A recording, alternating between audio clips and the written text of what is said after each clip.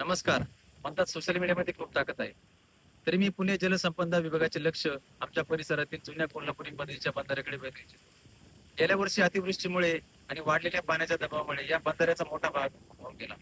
मात्र एक वर्ष उलटूनही या बंधाऱ्याच्या पुनर्बांधणीचे काम सुरू झाले नाही. आता पुढील काही दिवसात मान्सून दाखल होणार असून या वर्षी पाण्याचा मोठा दाब निर्माण झाल्यास उर्वरित बंधाराही तुटण्याची भीती आहे. असे झाल्यास परिसरातील सुमारे 5 गावांवर गंभीर पाणी टंचाईचे संकट ओढवू शकते. आधीच विहिरी व बोरवेलची पाणी पातळी मोठ्या प्रमाणात खालावली आहे. त्यामुळे शेतकऱ्यांना सिंचनासाठी पाणी मिळणे कठीण झाले असून शेतीचे मोठे नुकसान होण्याची शक्यता आहे. बंधाऱ्याची पुनर्बांधणी न झाल्यास ही समस्या आणखी गंभीर होईल. म्हणून आम्ही पुणे जलसंपदा विभागाला विनंती करतो की या बंधाऱ्याचे पुनर्बांधणीचे काम तातडीने हाती घ्यावे. अन्यथा स्थानिक शेतकरी आणि ग्रामस्थांना आपल्या हक्काच्या पाण्यासाठी लोकशाही मार्गाने आंदोलन करण्याशिवाय दुसरा पर्याय उरणार नाही. पाणी हेच जीवन आहे. त्यामुळे